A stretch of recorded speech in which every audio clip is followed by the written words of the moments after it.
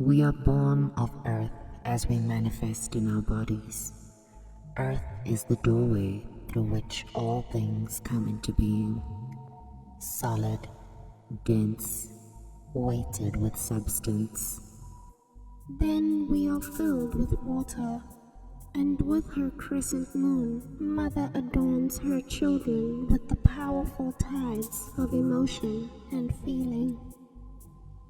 Fire is next, used to generate heat, to vitalize and stimulate, to combust old patterns, to burn away the old, to make way for the new. Air is our lightest element, life-giving and breathing. We are all connected through air. All combined, Akasha is the basic medium of creation, containing all potential, all information, and associated with the crown, because the crown is the doorway to access superconsciousness, the collective higher intelligence. I'm Idah, plant mom, Dumuvenda, born and raised in Johannesburg. In my present day, I am loving more and stressing less. I high-key just want to be my lover's housewife, grow medicine, and help normalize queerness to 37 out of 55 countries in Africa who still criminalize us. I'm Sunray J. I'm a lot of things. Born in Cape Town, raised in Emonti, East London. I'm queer, non-binary. I use they, them pronouns. I'm an artist, alchemical healer, galactic warrior, writer, joy friend, sound designer, plant dad, Pisces sun, and full-time bad bitch. My earliest memory of struggling with self-acceptance was when I was in a classroom with other little kids in grade 1 at a Model C school. On that day, the teachers were recording results for this racialized survey, and it got to when the teacher asked how many Venda children there are.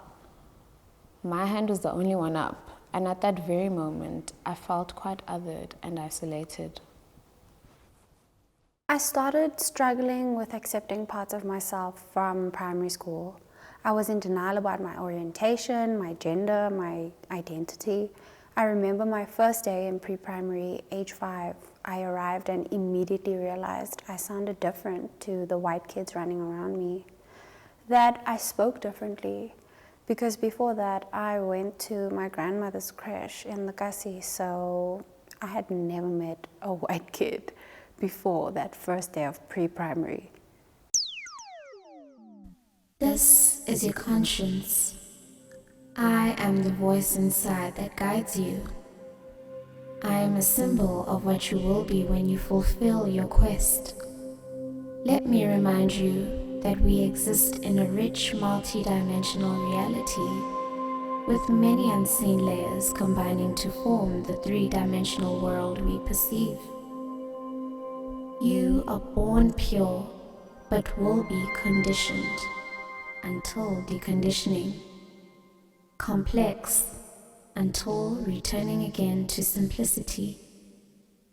This the constant transformation of doing what must be done in order to radically accept your fate and embrace your destiny.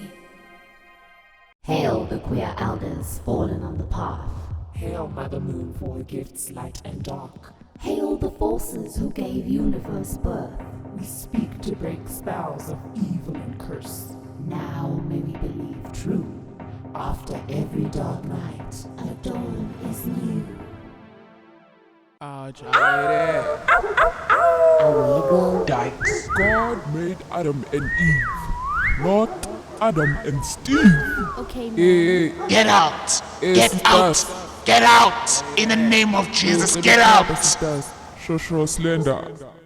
growing in a label-obsessed society and coming from a staunch religious household has in the past held me back from meeting and expressing my true resonant self. I was hampered by the expectations of being a girl child who behaves in a certain way, speaks when spoken to, become educated, a career woman, look a certain way, do certain things. And one day, I just surrendered to who I am becoming by no longer allowing the labels enforced by others to determine how I see myself. Throughout time, queer Africans have existed, but their stories are erased from the version of history we get taught. In an article by Bisi Alimi, they say, the idea that homosexuality is Western is based on another Western import, Christianity. True African culture celebrates diversity and promotes acceptance. Queer public figures have existed before and during the colonial times. King Jinga and King Wanga II are two whose history hasn't been entirely erased. King Jinga stood out against the heteronorms of the 1500s, ruling over kingdoms of Ndongo and Matamba, known today as Angola. She led her own army for 40 years in resistance to the slave trade enforced by the Portuguese. She defied gender binaries, answering only to King Njinga, and led troops into battle wearing both women and men's clothing. She was switching up the gender roles that existed then. What she did was also marry wives and was economically responsible for them. In the 1800s, King Wanga II at 16 became a traditional ruler over the nation of Buganda, known as today's Uganda. He was an openly queer person until the British Empire attempted to convert him and influence his nation through their infamous colonial tool, Christianity. If we look at the history that predates modern queerphobia, we'll see another Western import behind these phobias, the gender binary, which firstly is literal mind programming, and second, outrightly excludes the existence of intersex, trans, and queer people.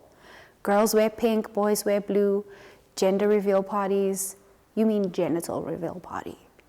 That time cultures throughout history have challenged gender performativity and binaries.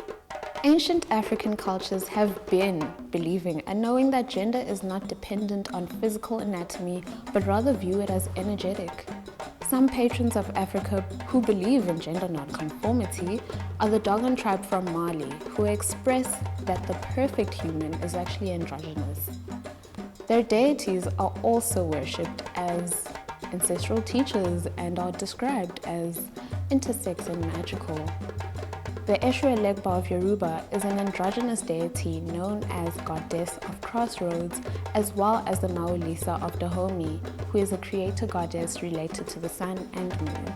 Divine queer beings have existed on Earth for as long as time can tell, but there's another import at the source of queerphobia in modern day, the Bible. Religion was used to indoctrinate minds through televangelism in the 80s, when Christianity became increasingly popular from American televangelists.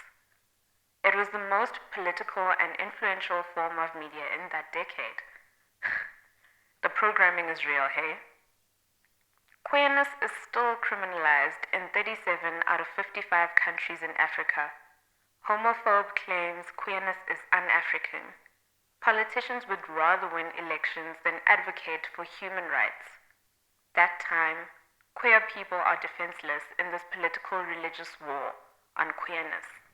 Politicians and religious leaders aren't the first to push queerphobic agendas. The rise of religious indoctrination results in the rise of queer suffering. No other religious text has been used to spread misinformation like the Bible has. But one piece of information has been ignored until now. The word homosexual was never in the Bible. It was blatantly mistranslated with irreversible effect. In 1946, the word homosexual first appeared in the RSV Revised Standard Version English Bible published that year. In this Bible, the original Greek and Hebrew words that translate to sexual pervert were mistranslated to English as homosexual and signed off by a board to be printed. This ignited the anti-gay movements in American conservative Christians. This mistranslation is a gross injustice, which also proves, furthermore, that religious ignorance doesn't excuse queerphobic hate, violence, discrimination, or any other external force of evil that could ever form against us. Sometimes, to transmute lower vibrations, it's necessary to first let go of fear. We're not just lesbian, gay, bisexual, trans, queer, intersex, and asexual people. We're gentle, we have hopes and dreams, we feel, we experience loss, rejection, hurt, and failure. We know exactly what hatred feels like.